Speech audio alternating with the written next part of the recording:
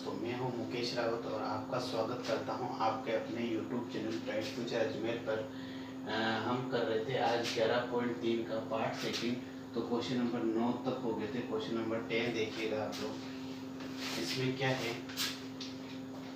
इसमें बोल रहा है कि 90 सेंटीमीटर लंबाई वाली एक लड़की बल्ब लगे खंबे के आधार से 1.2 मीटर प्रति सेकंड की चाल से चल रही। तो देखें, यहाँ दे रखा है हमें लड़की की लंबाई, लड़की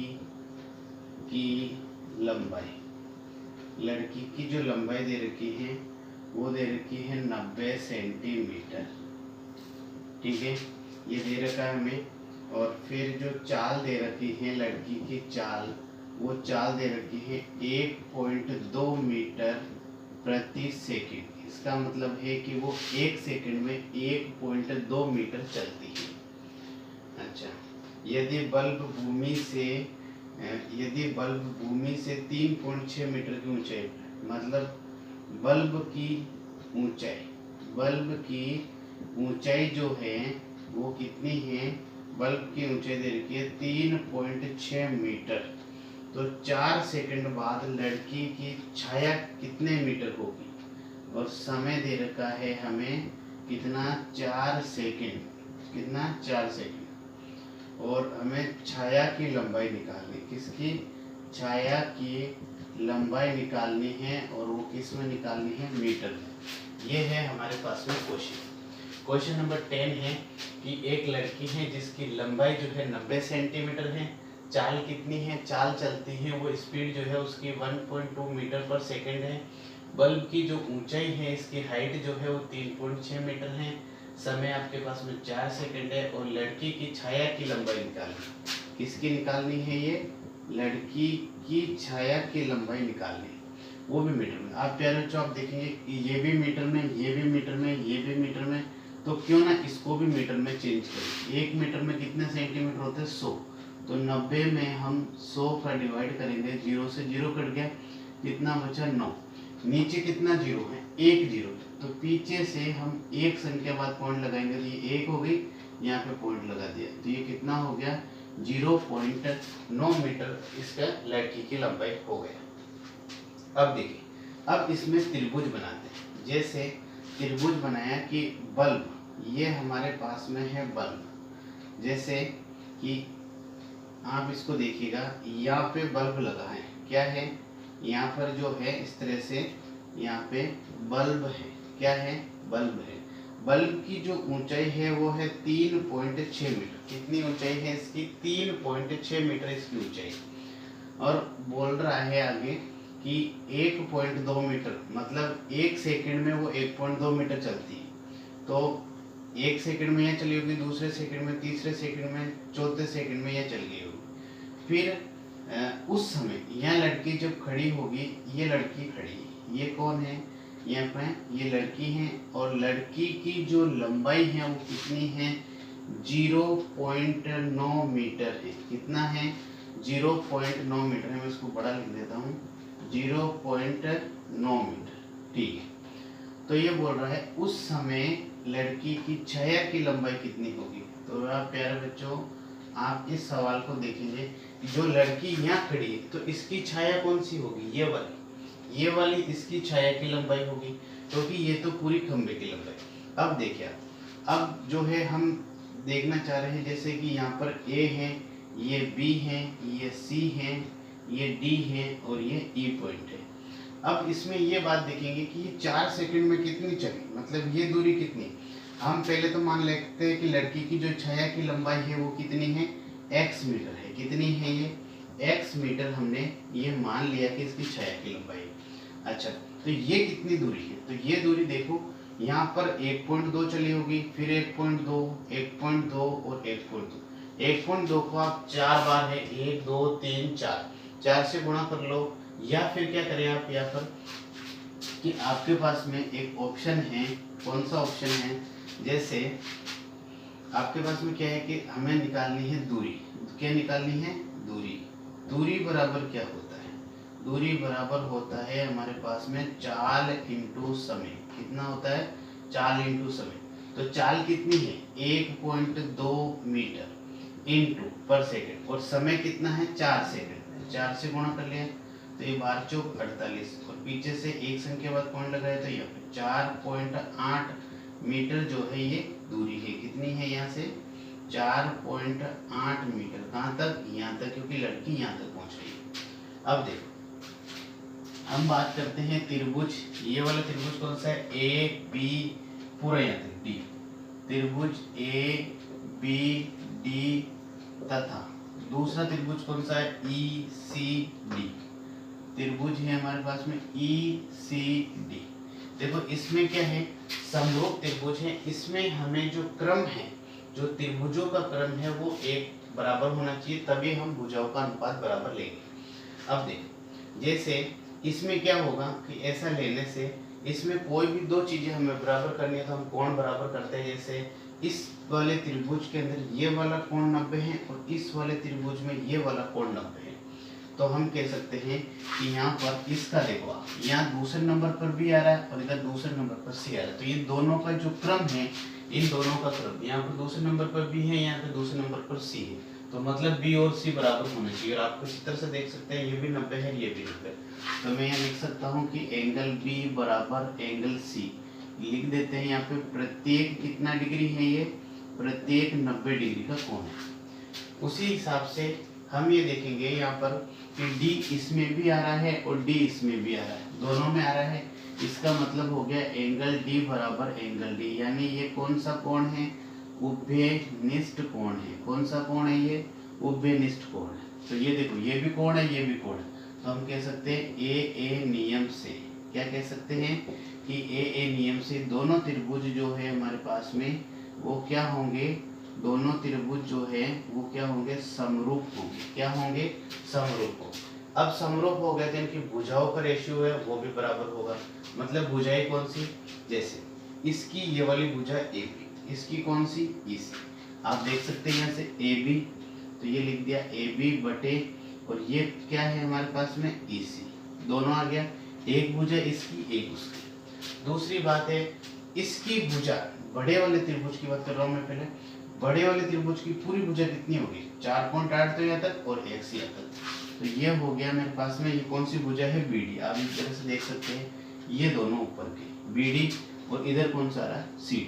तो ऊपर लिख दिया मैंने BD, ये है BD, और नीचे कितना है CD। अब इसमें मान रख दो आप, AB का मान कितना है आपके पास में 3.6 मीटर। कितना है, 3.6 मीटर। तो ये सारे मीटर में कोई दिक्कत नहीं है। और EC कितना है, EC है 0.9। कितना है, 0.9। BD कितना है पूरा 4.8 प्लस में x। देखो 4.8 यहाँ से लेकर यहाँ तक है और x वाला ये, तो ये दोनों प्लस करने हैं तो ये प्लस करते हैं। CD कितना है, ओनली x है, ये x है। अब इसको वज्र गुणा कर लो, यहाँ से वज्र गुणा करते तो 3.6x बराबर, इसको 0.9 को गुणा करना है 4.8 प्लस x से, तो ये हो गया 3.6x बराबर, इसको इससे गुणा किया तो देखो 48 को 9 से गुणा करो, 9 72, 7 हासिल का, 9 चौक 36, 36 और 7 कितना हो गया 43, 36 और 7 43, एक संख्या बाद पॉइंट था हमने यहाँ लगा दिया।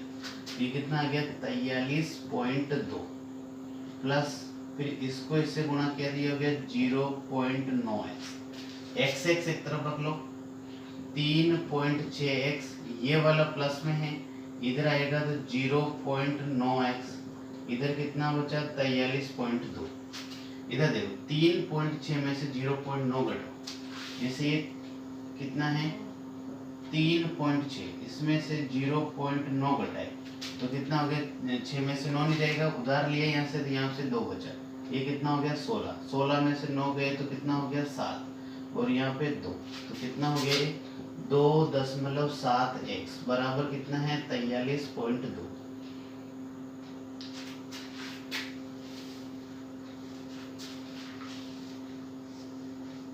अब देखें यहाँ पर है, जैसे ही x वाली टर्म है तो x बराबर हो जाएगा 43.2 बटे में, यहाँ पर ये गुणा के अंदर है 2.7 तो ये भाग में आ जाएगा, 2.7। यहाँ पर देखो पॉइंट के बाद एक संख्या है, यहाँ पर पॉइंट के बाद एक संख्या, तो पॉइंट से पॉइंट उड़ जाएगा। कितना बचा? 432/27। इसको काट लो तो देखिए किससे कटेगा ये? 9 से।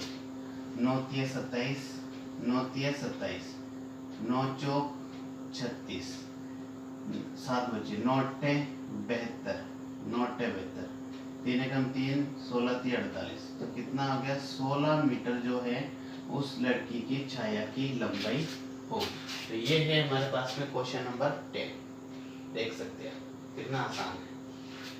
अब देखें क्वेश्चन नंबर 11।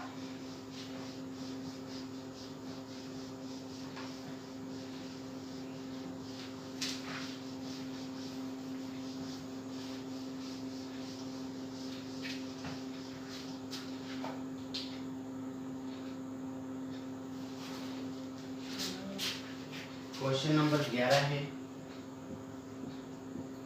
ये बोल रहा 12 मीटर लंबाई वाले ऊर्ध्वाधर स्तंभ की, ऊर्ध्वाधर स्तंभ, अच्छा तो हम लिखते हैं ऊर्ध्वाधर स्तंभ 12 मीटर, ये ऊर्ध्वाधर स्तंभ की ऊंचाई कितनी है? ऊंचाई वो हमें दे रखी है 12 मीटर।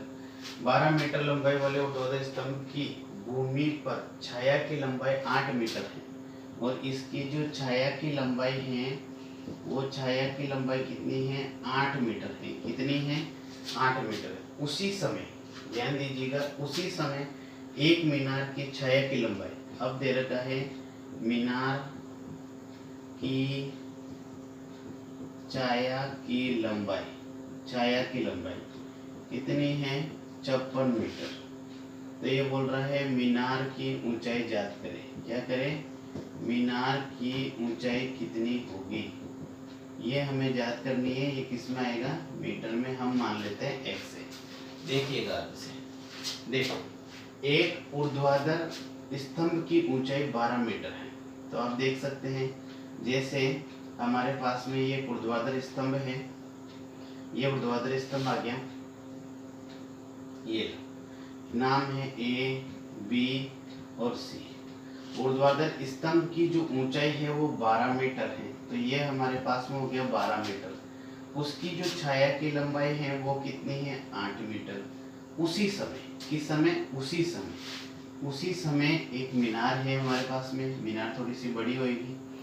ये जो मीनार है ये तो है हमारे पास में स्तंभ, और ये है मीनार। देख सकते हैं मीनार की जो छाया की लंबाई है, छाया कहाँ पर होगी? जैसे इसको नाम दे दिया PQR। अब देख सकते छाया यहाँ पर ही होगी, इसकी छाया की लंबाई है ये 56 मीटर। कितना है? 56 मीटर इसकी छाया की लंबाई है। तो मीनार की ऊंचाई कितनी मान रहे हैं हम? x मीटर मान रहे हैं। तो देखिएगा हम पहले दोनों त्रिभुजों क्या करें? समरूप करें। समरूप सिद्ध होने के बाद में भुजाओं का रेशियो ले। तो पहले देखिएगा आप लोग समरूप के लिए त्रिभुज क्या है? ABC।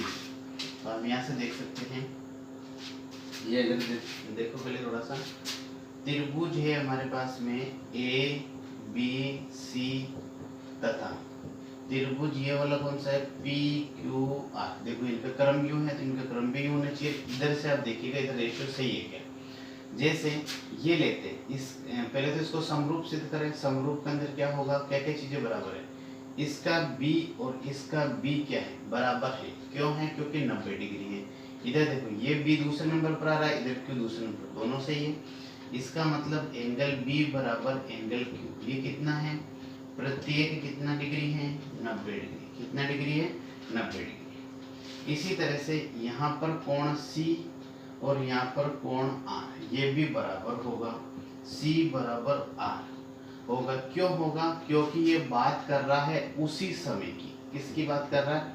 उसी समय, मतलब जो यहाँ से कोण बनेगा वो कोण बराबर रहेगा, क्योंकि जब सूर्य अपना ताप देगा तो वो सब उस समय एक जो फिक्स जो भी टाइम होगा उसका, उस समय ये सभी जगह समान धूप देगा, समान कोण बनाएगा। तो C बराबर R हो गया। ये लिख देते हैं हम, दिया है। ब्रैकेट में लिख लो उसी समय, ठीक है। अब ए नियम से क्या हो गया, हमने ये लिखा कि ए नियम से कौन कौन सा त्रिभुज है, ए बी सी समरूप हो गया त्रिभुज पी क्यू आर के। अब यहाँ देखेंगे भुजाओं का अनुपात ए बी, इसकी भुजा पी क्यू, इधर भी देख लो आप, ये रहा ए बी, ये रहा पी क्यू, तो ए बी बटे पी क्यू, और नीचे इसकी कौन सी भुजा है, बी सी, मतलब ये दोनों पीछे वाली बी सी, और इधर दोनों पीछे वाली कौन सी है, क्यू आर। मान रख दो आप, ए बी का वैल्यू कितना है 12, पी क्यू कितना है x बराबर बी सी कितना है 8 और क्यू आर कितना है 56।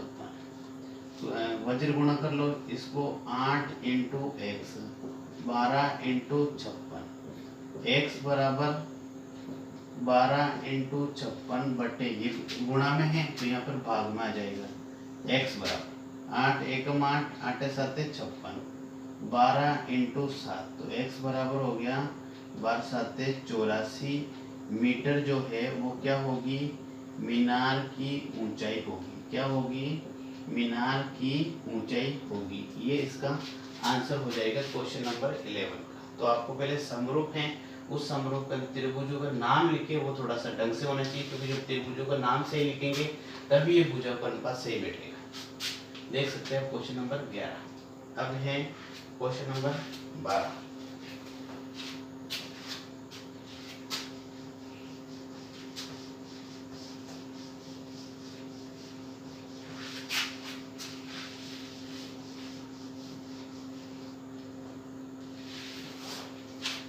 क्वेश्चन नंबर 12 देखिए,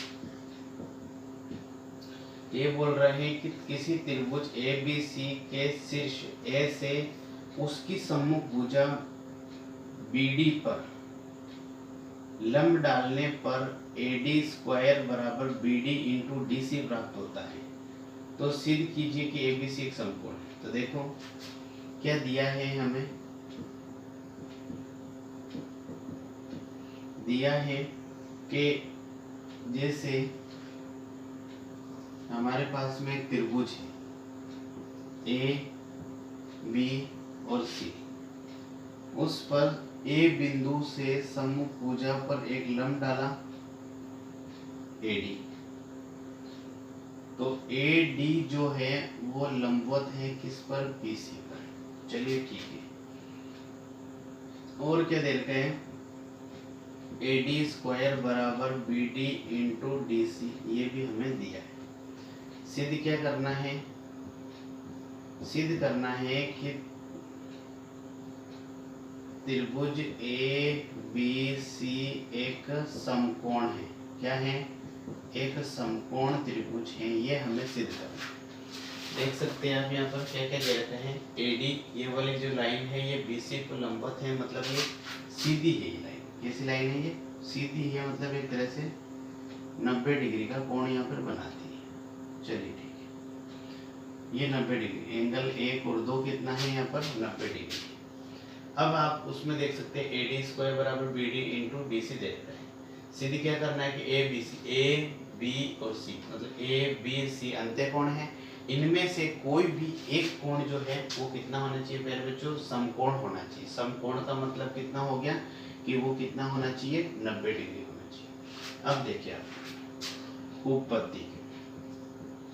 उत्पत्ति में आप देखेंगे कि हमारे पास में ये त्रिभुज लेके चले, जैसे पहले तो हम ये जो दिया है उसको लिखते हैं, ए डी स्क्वायर बराबर B D into D C. चलिए लिखते हैं, ए डी स्क्वायर का मतलब क्या हो गया, A D into A D हो गया, और इधर लिख दिया मैंने B D into D C A D.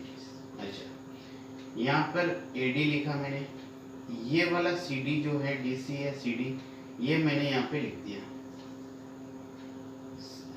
D C.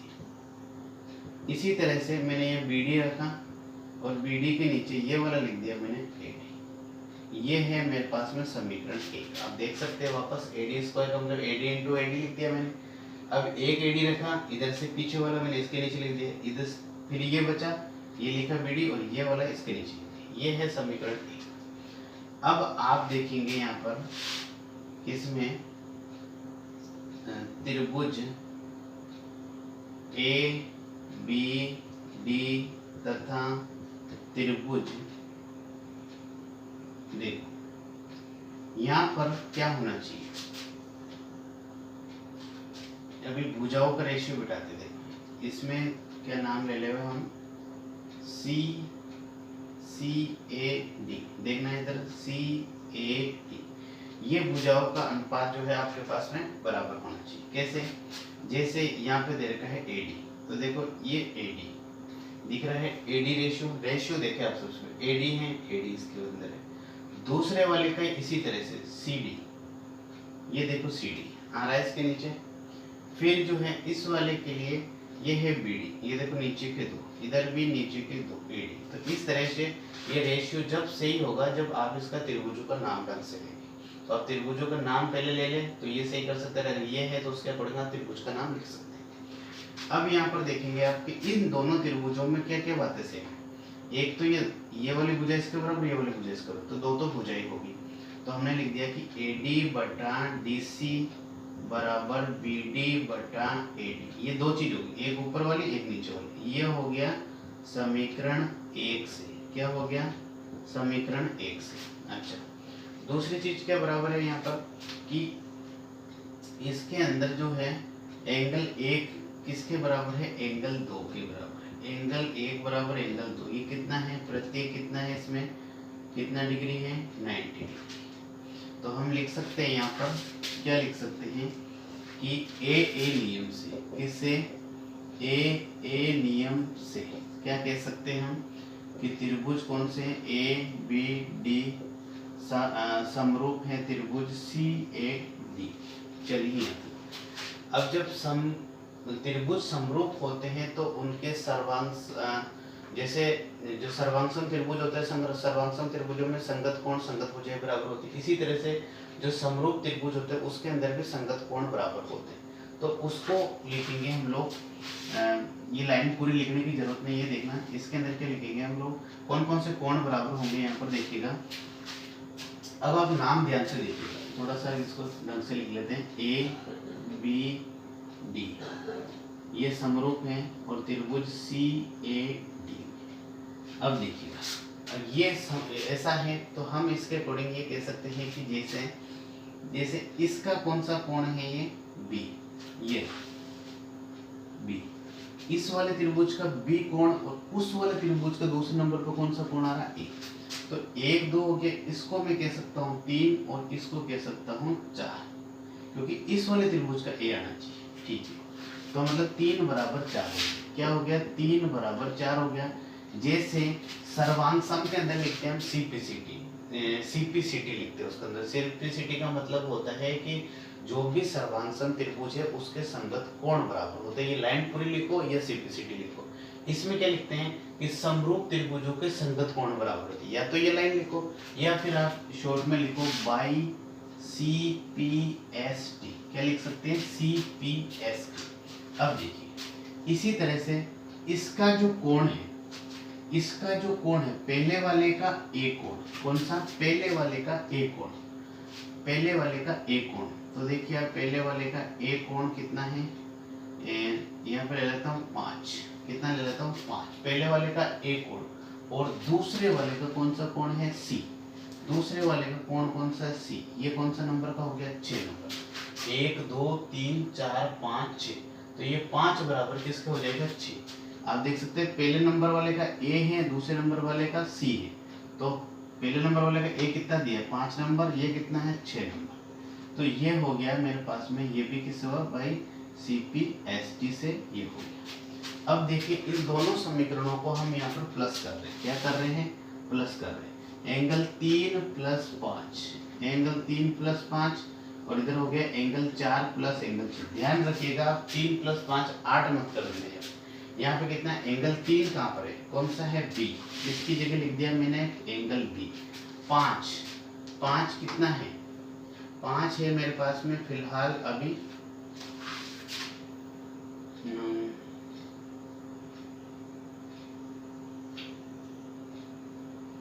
5, मैं इसको 6 को इधर लिख लेता हूँ, 5 या ऐसे करूँ, 5 यहाँ पे लिख देता हूँ और 6 यहाँ पे, ठीक है, ताकि एक तरफ हो जाए। एंगल 5 बराबर एंगल 6। देखिए आप इसको, एंगल 5 बराबर एंगल 6, नंबर डाले बस, और कुछ नहीं किया मैंने, है ना। तो अच्छा 4 + 6, 5 क्या हो गया, 5 हो गया हमारे पास में सी। कितना हो गया सी, देखना आप इसको, एक सेकंड देखो, इसको वापस समझा रहा हूँ मैं। 3 बराबर 4 है, 3 बराबर 4 है, मतलब बी और ए, इधर बी इधर ए बराबर है। इधर जो है कौन सा लिया मैंने, ए वाला कितना है, मैंने 6 नंबर दिया है या 5 लिख दिया है।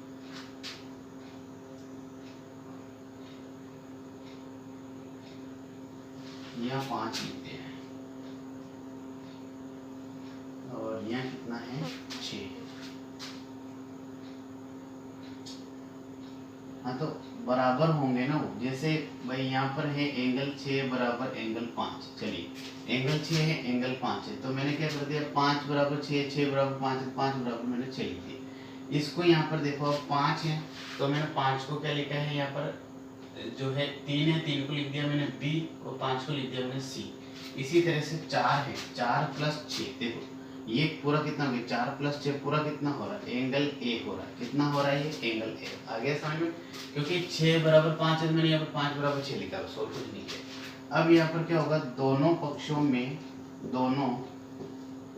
पक्षों में एंगल ए जोड़ने पर क्या करें, एंगल ए जोड़ दिया, एंगल ए जोड़ दिया। देखो B + C, ये तो पहले से है, इसमें एंगल ए जोड़ दिया। इधर कितना होगा, एंगल ए पहले से है और एंगल ए जोड़ दिया, यानी कोण ए जोड़ दिया। अब यहाँ पे देख रहे होंगे A + B + C कितना होता है, 180 डिग्री, बराबर ये कितना हो गया 2 एंगल ए। अब देखो एंगल ए बराबर 180 डिग्री, ये अभी 2 गुणा में है तो यहाँ भाग में आ जाएगा। तो एंगल ए बराबर कितना हो गया, 2 × 2, 2 × 9 = 18 और 0, मतलब एंगल ए कितना आ गया 90 डिग्री। तो यही हमें सिद्ध करना था कि त्रिभुज ABC का एक कोण कितना होना चाहिए, 90 डिग्री होना चाहिए, समकोण होना चाहिए। जिसमें आप देख सकते हैं कि एंगल ए कितना है 90 डिग्री। ये बहुत ही आसान तरीके हैं, इससे बहुत जितने भी आप देखेंगे तो वो सारे के सारे टफ पड़ते हैं, तो मैंने ये सबसे आसान तरीके कराया है। चलिए आज के पार्ट में हम इतना ही रखते हैं। सेकंड पार्ट में जो और भी बाकी बचे हुए क्वेश्चन है वो नेक्स्ट वीडियो में लेके आएंगे, और इसके एग्जाम्पल है वो एग्जाम्पल भी मैं करवाऊंगा जो बेस्ट होंगे एग्जाम के पर्पज से। धन्यवाद।